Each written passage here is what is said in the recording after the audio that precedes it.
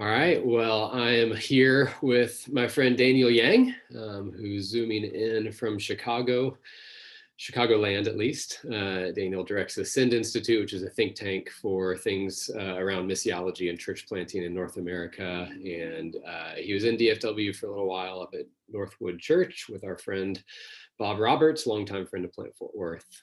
He's planted a church in Toronto. He's working on a PhD. He's starting a church. He is graced by God with a lot of busy and good things. And today's his birthday as we're getting to talk. So It um, is. It is my birthday indeed. happy birthday. He's 19 years old today. That's right. Yep. Yeah, I'm going to give Daniel the floor. So thanks for joining us. Yeah, Ben. Thanks for having me. I was with you in Soma Saturate, so it's good to be speaking to church planters in Fort Worth. Ben mentioned I spent some time there on staff at Northwood with Bob, who's a great friend of both of us, probably to many of you as well.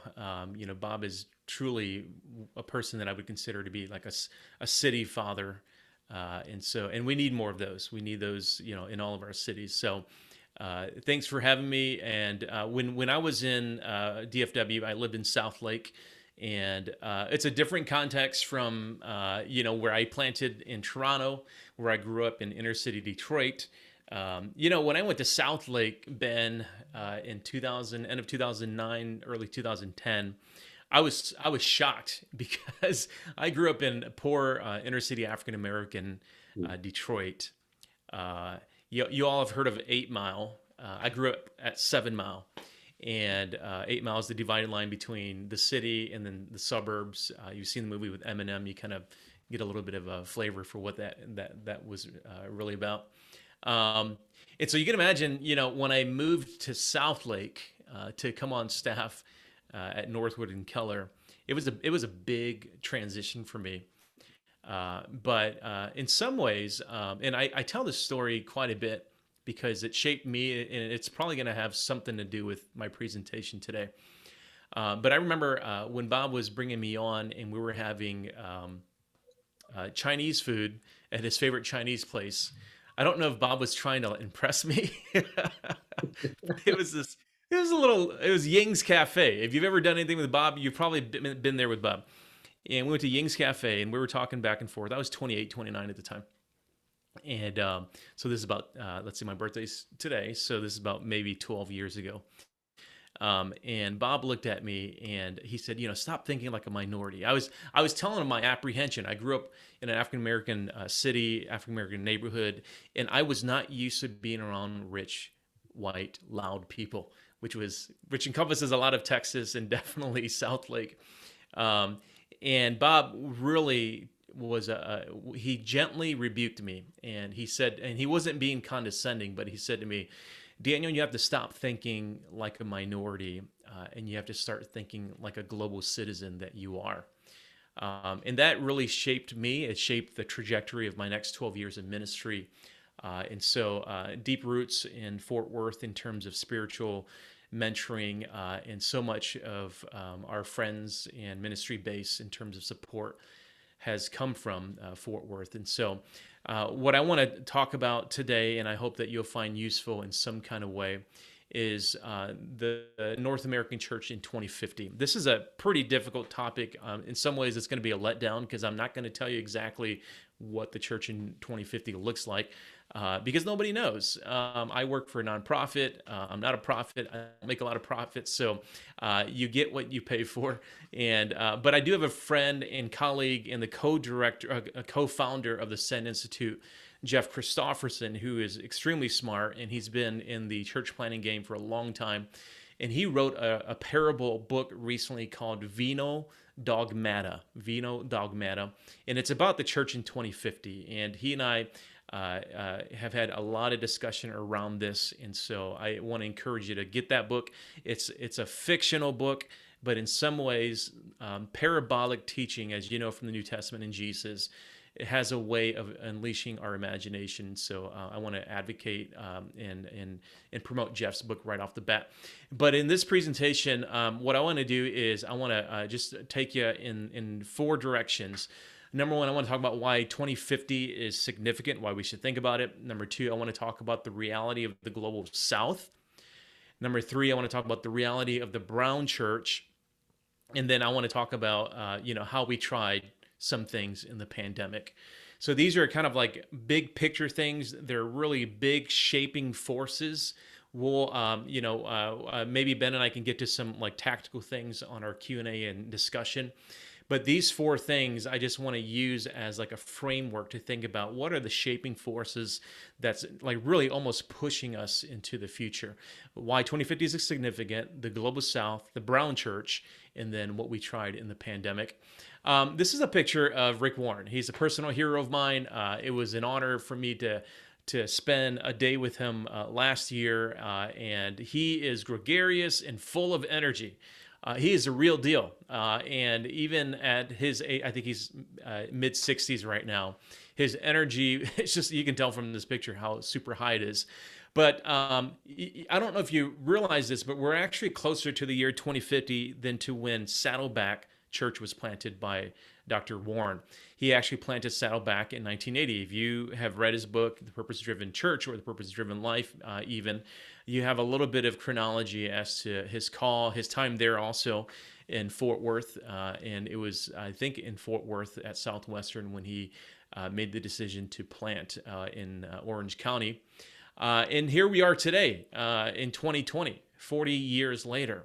And I lay this out just to let you know again that we're actually closer again to the year 2050 than we are to when Rick Warren planted Saddleback Church. In a lot of ways, we still think of church planting, church growth, church methodology in the same way that we were advised through, and we'll see later, the church growth paradigm. And this is not bad, and this is not, this talk is not saying let's get rid of all that stuff. What this talk is saying is that how do we build alongside, how do we move forward, and how do we learn? Because that's the reality. And I want to bring up again why I think it's significant for us to think about 2050. Part of this is just demographics. We're going to really dive deep into some of this stuff a little bit later when we talk about the Brown Church. But in William Frey's book, Diversity Explosion, which I recommend to all church planter types, if you're leading an organization, what William Frey, he's the leading demographer for the Brookings Institute. He was actually my sociology professor at the University of Michigan. And he writes that for the first time in history, we will have no majority race. This is actually a part of the U.S. Census projections. By 2040, whites will become less than 50% for the first time. What he does in this book, especially I think in his second edition, is he unpacks what this means for organizations and for institutions, why you should really come to grips with the changing demographics, why you're already not prepared for it. But if you do get prepared for it right now, that it may pay dividends in the future. So highly recommend that book. Secondly, is that the narratives that we use to motivate people into church planting and into evangelism, which I call the church decline narrative, it will no longer motivate at that point. Meaning this, when we used to say that, there was a time when there used to be more people going to church, or America used to be more Christian, or there was a time when our neighborhood that people knew more about God. Like that language that we use to motivate that youth to join, a missions group or eventually to give their life to missions, that language will motivate less and less because of the lessening church memory that we have in North America. And then this is where it gets a little bit morbid. Boomers are dead. Gen X is probably dead or retiring. And then millennials are retiring. And then Gen Zs are entering into their 50s. And I don't know if the way that Gen Z, their leadership development is happening right now, I don't know if they want to lead the churches that we have right now currently. And so, again, these are more question marks than they are facts. But again, what I'm going to do is I want to give you big shaping trends to think about 2050. This is Paul Saffel. He's out of Stanford. He's a futurist. He also talks about economics. And you can go to his website, look up Paul Saffel, futurist. He's tons of great stuff. But he says something that's really important. He says that if you want to think about the future, you have to look twice as far back into the past if you want to understand the future.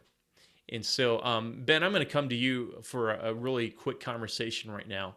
And you and I can just banter back and forth here. But what do you think happened in North America, in the church, and in Christianity in general, between 1960 and 2020? Again, we're thinking 2050. That's 30 years ahead. So let's go back 60 years. Yeah. So, what are some of the significant shifts, events? Like, I mean, what are your thoughts? Yeah. You don't know this, but I just finished a chapter in a book about this. So it's all the church growth movement, Oh, based on, awesome. yeah, business leadership and that kind of stuff. So that started in the 60s. Yeah. Yep. Like, That's Absolutely, the man. that's the tide that anyone in leadership in the church right now, that's all we know. It's the prevailing methodology Yep. and everything else. So much of that, as you mentioned, comes from business. A lot of that came from academics, from the military. The way that we do church planner assessments, if any of your church planners have been through assessments, these were second, third, fourth generation systems that we developed from the military. When the military would assess for higher ranking officers, it's also remnant of really it was AT&T that started developing assessments for professional development, and we started using that for foreign mission board assessment, which eventually became adapted into our North American missions. So you're right. These are things that like we just do nowadays. It's a part of what we do, but these are mechanisms that were developed during this period. I'm going to list a couple things here. Racial integration. It's kind of crazy to think now, but even as far back or as as recent as the 60s and 70s, churches were still using the language of integrated church. Racial integration in churches is not as old as we might think it is. Racial integration began happening during this time. Entrepreneurial Christianity. We talked a little bit about business organizations, how that's influenced the way that we think about church and leadership development. And I would say in some ways it's not the same exact thing, but that's also given us an imagination for the birth of networks. Because networks are in some ways professional. These are professional guilds, professional networks. These are like skill trades, crafts, networks for church planters, pastors, ministers. And then obviously the way that we think about church planting is a very entrepreneurial. You mentioned church growth theory, Don McGavran, probably the father of church growth theory, that took on really a lot of influence in the early 70s. And there's no doubt and no question that our modern idea of church is still very much affected by church growth theory. Again, for good and for bad. Not all of this is negative. As a matter of fact, a lot of this stuff is positive. Racial integration is positive. But these are the shaping factors of the last 60 years. Bipartisan Christianity. As a matter of fact, if you look up Phil Vischer and why certain people are Republican, why certain people are Democrats, he'll actually he does a pretty decent job of explaining that at some point some Christians became more Republican and why some Christians remain Democrat. And during this time is actually when you see that wedge and that split between Protestant Christians in North America. It happened during that time. The rise of the moral majority that happened in the 80s and in the 90s there as well. And then the rise of immigrant churches. And so really it was in the 70s where the immigration policies began changing in the United States. Huge influx of immigrants. By the time we get to the 90s, late 90s, early 2000s, that's when we're developing the language around multi-ethnic churches. Because we were trying to account for immigrant communities where they were becoming more second, third gen English speaking, and we wanted to plant multi-ethnic churches. So there's history behind the terminology that we use. So that brings us to the second point, is the reality of the global South, that the global church will be the context from which we reimagine the church in North America. I'm actually in the midst of writing a book with InterVarsity, and my chapter right now that I'm working on is the global church and its influence on North America. Christianity has shifted in the world. I think most people know that, but they don't yet feel it. If you look at this chart from World Christianity Encyclopedia, the third edition just came out this year. In the 1900s, Christianity was 82% focused in the global north. That would be Europe, North America, in those parts. Only 18% would have been outside of that. Look at the shift in just over a century.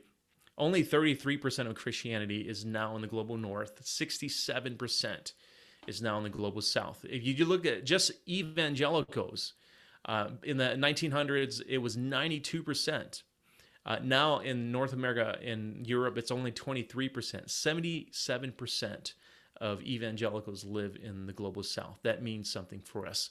And so if you look at this chart, which is put out by the Center for the Study for Global Christianity, again, we look at the 1900s, and this is Christianity by continent.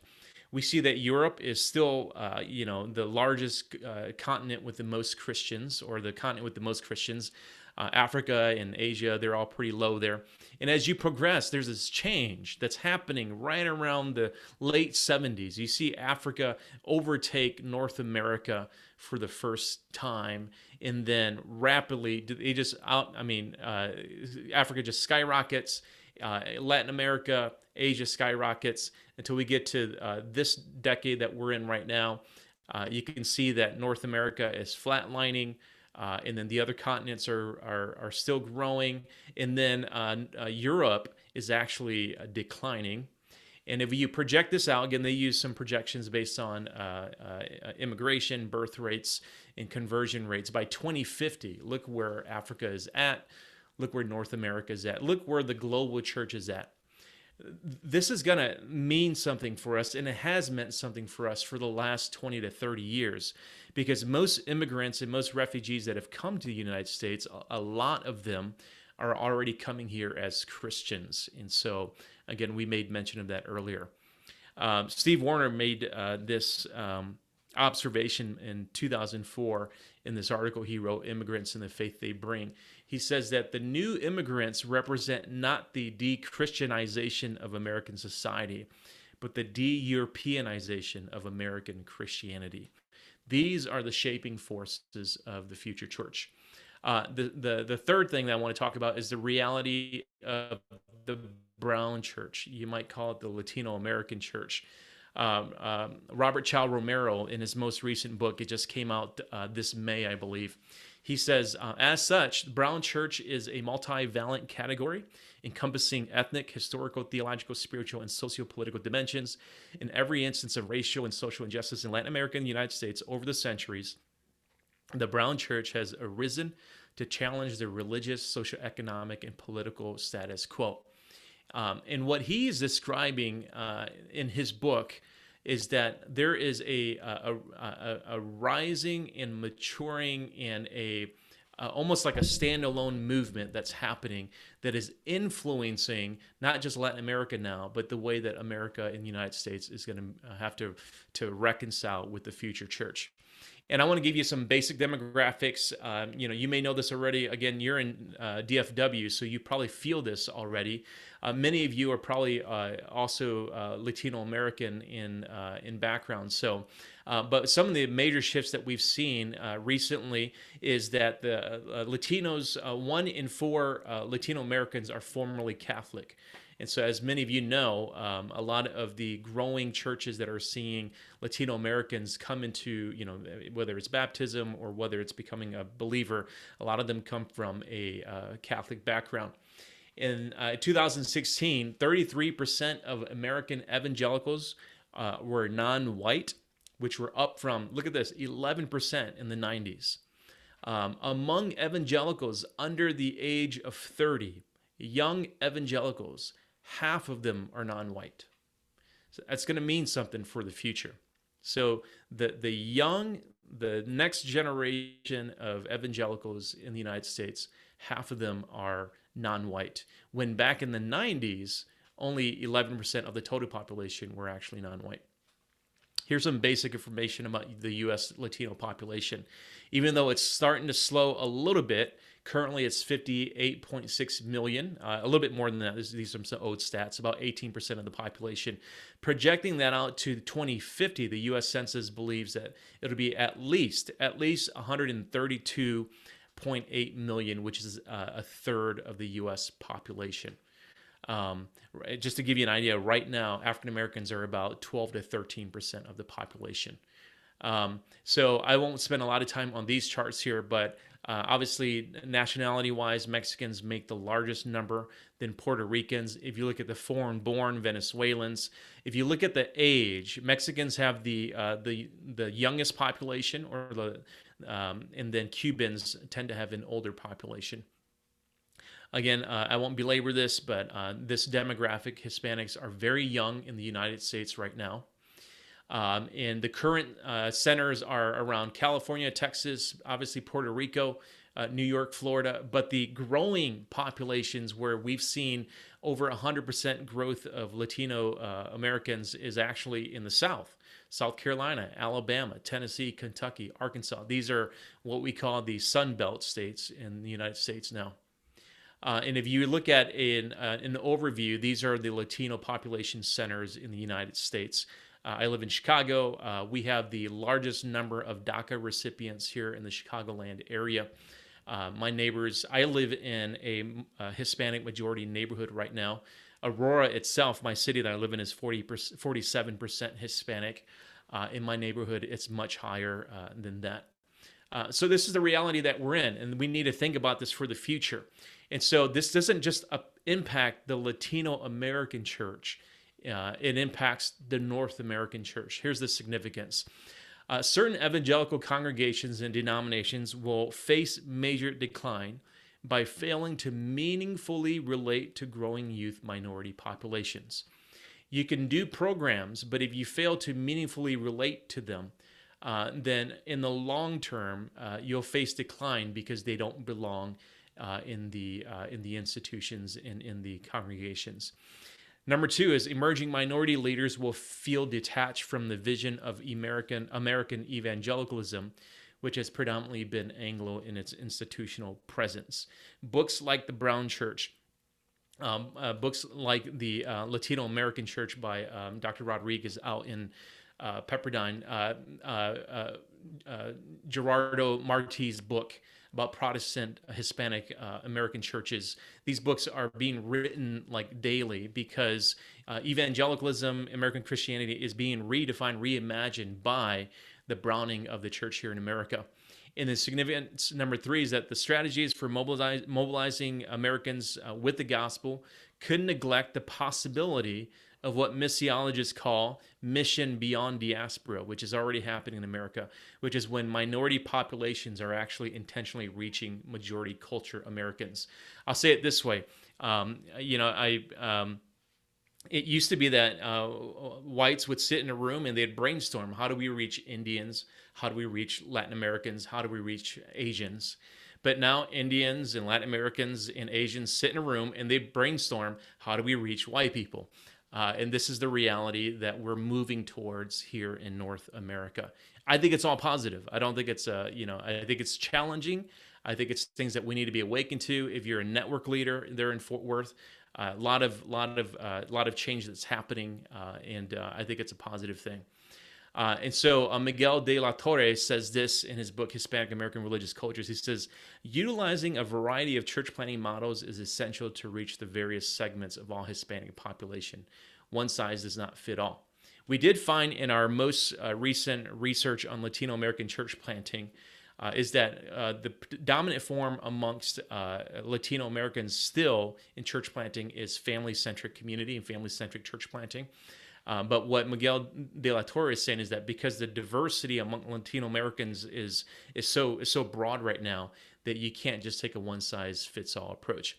And then the last thing I want to talk about is a little bit of a hard shift from the demographics, because we talked about the Global South, we talked about the Brown Church in America, but I want to talk about some more recent things that we've seen happen over this past 9 months. Some of the things that we tried in the pandemic. And some of this has a lot to do with the coaching and training that I've done through the Send Institute with Catapult. As a matter of fact, here's a quote from Doug Paul in his latest book, Ready or Not. He wrote this in the midst of the pandemic. He says, many of us learned to innovate under immediate constraint with the 2020 pandemic, but I believe that we should continue to grow our muscles here. what Doug is saying in his book, and again, I recommend this book to you. Dave Ferguson and I wrote the foreword to it. He says that we discovered some things that really we're just now kind of stretching our muscles. They're not really well developed. We don't know what we've learned really in the pandemic, but we need to exercise our innovative muscles because we've already gotten a jump start in that. And so this is some things that we've discovered. This is actually a chart from Doug that he adapted from 3DM, Mike Breen's group. And if you look at this quadrant here, let me go back here real quick. The top says it's is a high invitation culture versus a low invitation culture, and the x-axis is a high challenge culture versus a low challenge, meaning that kind of low challenge would be not very obligated, not very things are very optional versus things are like very high control. And what this chart actually tries to illustrate is that for a while, the church in North America, we were somewhat here in this quadrant here. We were either somewhat of a consumer in a cozy culture, somewhat bored and apathetic. Not saying all churches are like that. Not saying that a vast majority. I'm just saying that this is something that we know, something that many of us have experienced. What happened is when the pandemic came, it pushed us into this quadrant right here, where we couldn't invite, but we had to really stay engaged, and we were very challenged. We were very stressed to the max, and it created in some ways a discouraged culture. And the challenge has been, how do we go from here and not back to consumer and boring, but to discipling and empowered culture? And that really has been I think in some ways, the social experiment that the church has been under for 9 months. The temptation will go back to consumer or apathy. But I think we have an opportunity to go from what we've all felt. Ben, you and I just got done talking about some of this stressed culture that we felt in the pandemic into more of a empowered discipling culture. Alan Hirsch and others have been talking about what the pandemic has challenged us with. And it's this idea that for a long time, we were reliant on the Sunday gathering as our queen. If you've played chess, I'm not a huge chess player. I'm in the midst of watching The Queen's Gambit, which is a fantastic Netflix show. But for those of us who are weak in chess, we are over reliant on the queen. And the analogy that Alan Hirsch and others have used is that in some ways, the North American church, and maybe the modern church overall, has become over reliant on a Sunday gathering. In the last 9 months, what we've been thrusted into is this experiment of what it would look like to be the church without being over reliant on that queen. Not saying the queen needs to go away, but when the queen can be inserted, could we re-understand the other pieces in their full potential and their full participation in the game? And I think that really has been the experiment. And so what I want to do for my remaining time is just outline 4 stages that we noticed people were working through during the pandemic. And this has to do with a little bit more of planning energy. This is how people engaged the pandemic, how they led in church planning in terms of spending their energy. You might be a little bit familiar with this curve because for the last 9 months, we've been trying to flatten it. We have not done a great job flattening this thing. I wish our curve, coronavirus curve, looked like this, but it doesn't. But this was what it was supposed to look like. But this also is illustrative of the bell curve of distribution, also sometimes called the innovation curve.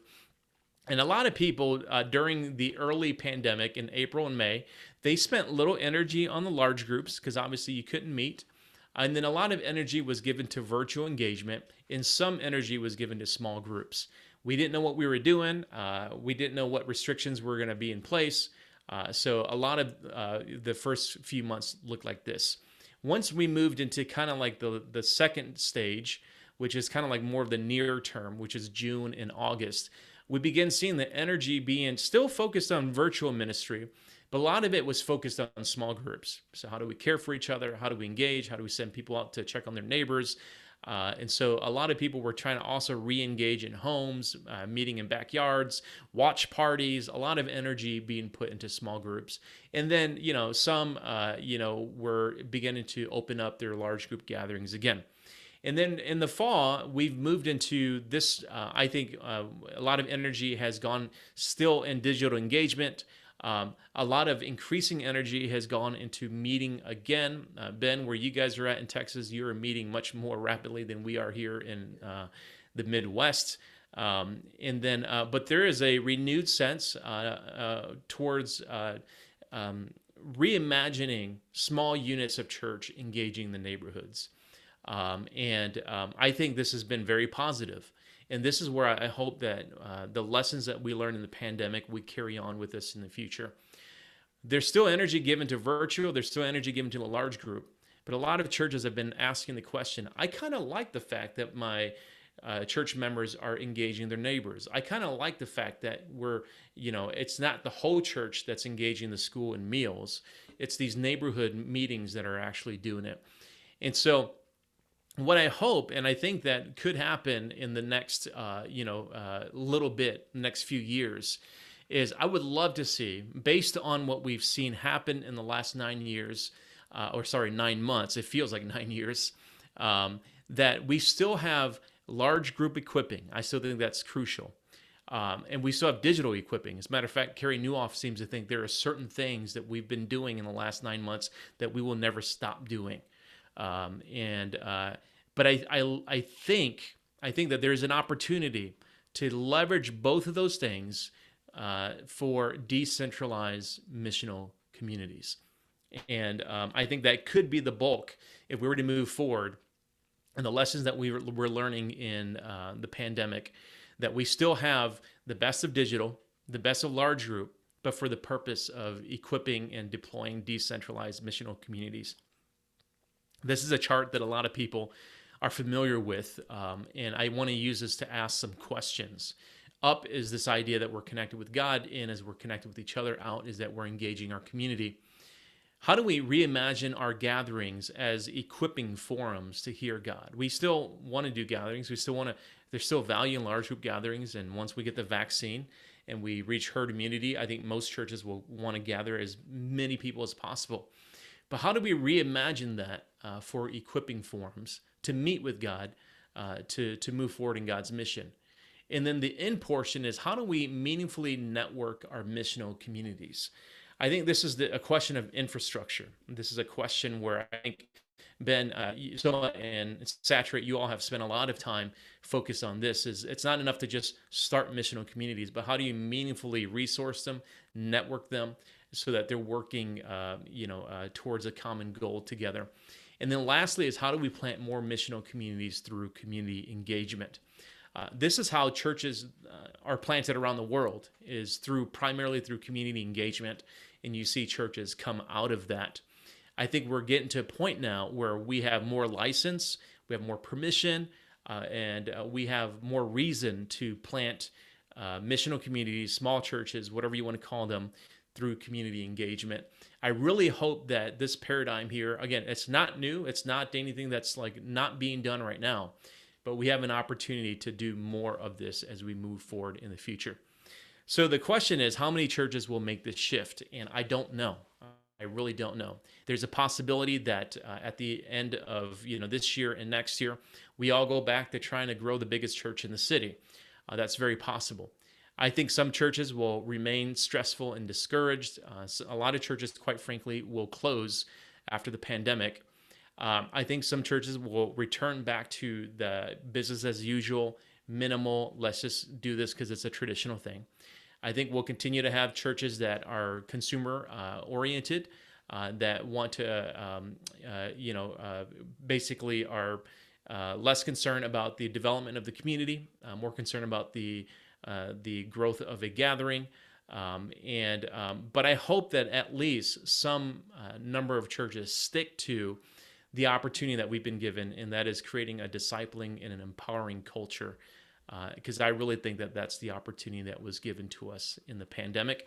I think that if we take this energy with us into the next 10 years, Ben, from the next 10 years, if we can commit to 2020 to 2030 in creating a discipling, empowering culture, I think we would have made the best of the pandemic, and that would have brought us closer to a 2050 that most of us think is closer to the church that we want to see. So I'm going to stop there, Ben. There is a lot there, and maybe you can unpack some in conversation.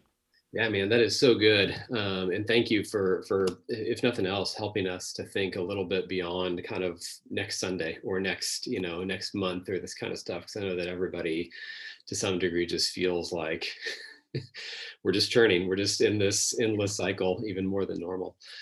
Um, can you put the phase two back up there for me real quick? So I want to ask you a Yep. DFW question. Yep. You go there, our culture. You've been here. You know that there's more mega churches in our radius of DFW Yep. than anywhere else in the U.S. Yep. Um, it seems like a lot of the conversations that folks had during the summer and a lot of the conversations that I'm overhearing now, there are some churches who are thinking like this and thinking more about equipping and turning the focus to decentralizing discipleship. What would you say to those though? And again, our context. What would you say to those whose peak of that curve is a balance of virtual and large group still? Mhm.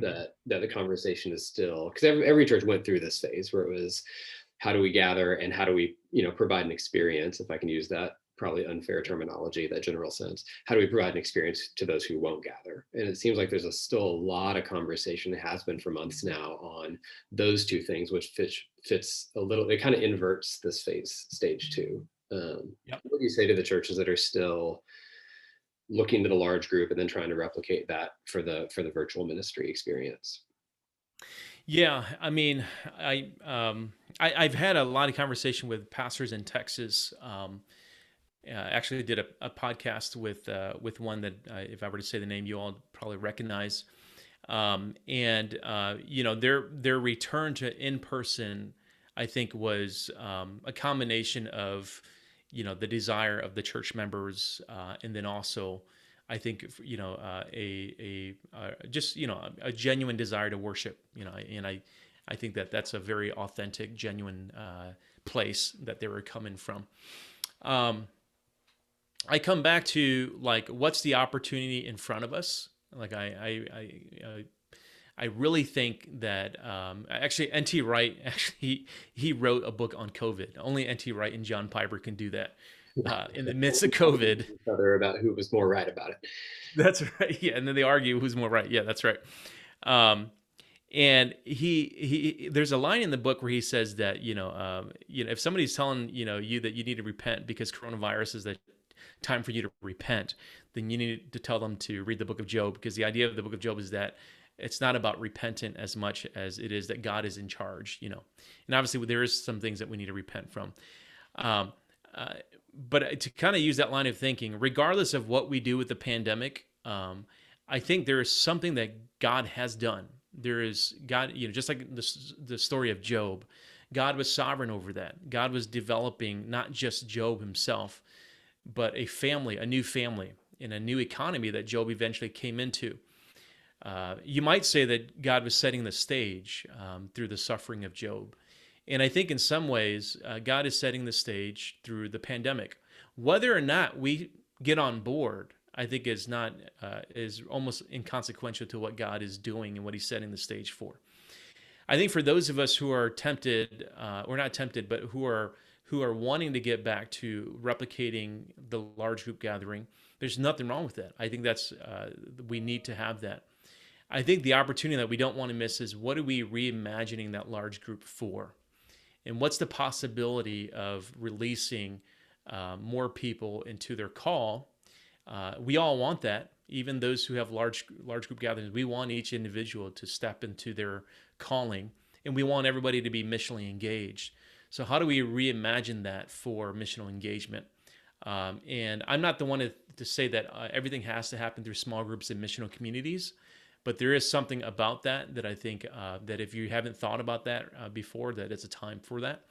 And even in your virtual gatherings, for some churches, it's like, hey, use your watch party as a way to reach out to your neighbor. And I think that's a valid next step for making your small groups become more missional. There's a church in Chicagoland here right now. They're thinking like 3 steps ahead of everybody. And they're actually thinking, hey, right now, why don't we pioneer a network of micro churches outside of our mega church? And so our infrastructure here is going to exist to support that network over there. because there are certain kinds of people that will only ever be engaged and reached by smaller churches. And so to me, I'm like, man, that's like the best of both worlds. And if we can get larger churches to think that way, I think we're moving in some pretty cool direction.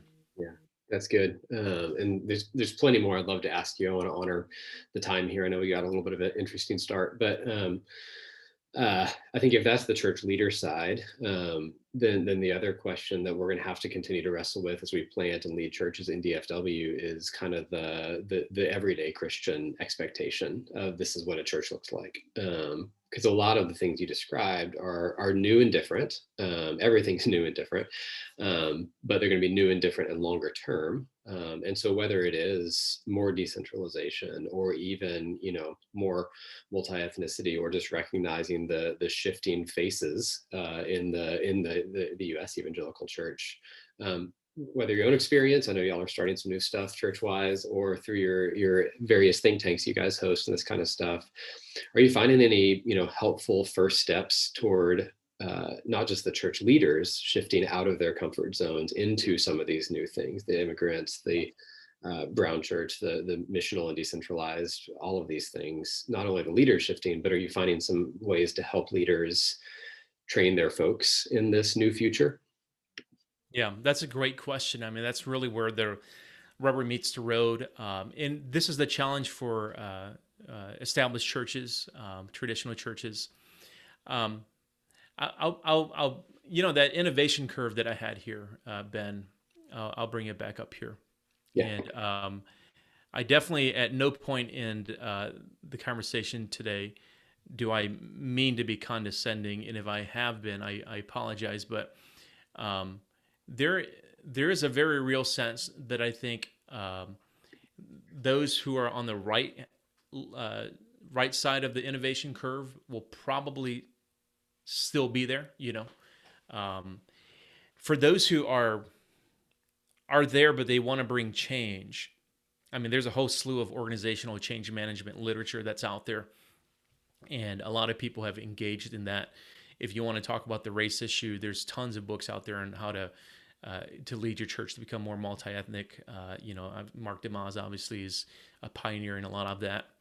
I think what the foundational thing for pastors, church leaders to really think deeply about and to reflect this in their teaching right now is the narrative around the church in America has already shifted on the ground. Yeah. But our language and our teaching and our everyday curriculum, not like Sunday school curriculum, but like the way that we think about discipleship, the way that we think about small groups, that hasn't shifted to adapt yet.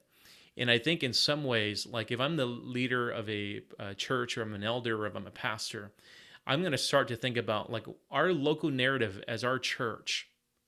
What's the story that we want to tell, and I think that's important. That's huge, because that forces you to know the history of the narrative of your church, but it's also forcing you to be intentional about shaping the future narrative of your church. If you're hit by the facts of my presentation today, and it really bothers you that that there are demographic changes in your community, then you need to begin to tell a better story of what you want your church to look like. Mm-hmm. And it doesn't have to look like the church down the street, but I think in some ways you have to be able to hear from God what He's calling you to become as a church and the kinds of people that He's called you to reach. And so part of that is very deeply theological. Part of that is very deeply there's a lot of self-awareness that you need to have as a leader and as for your church. And then you have to begin to engage again, not so much let this presentation or let the books shape you, but what does the shape of the current community actually look like? And how does that actually begin to impact your day-to-day ministry strategy? Because I think we can only really reflect what's actually in front of us. And so that's the hard work. So in summary, every pastor needs to become like a missionary in some ways to understand both their strategy, but their long-term story. Yeah, thank you. And thanks for your sensitivity around, wanting to make sure you didn't sound condescending. We intentionally asked you on this because you think in different spheres and you're learning from places that we need to learn from. And So yeah, I thank you for provoking us, and I've intentionally asked you a couple of, you know, even overstated questions to try to shake us out of our comfort zone a little bit. So you have nothing to worry about, brother. So thank you so much for joining us today. Happy birthday, and we'll see you Thanks, soon. Ben. All right. God bless you.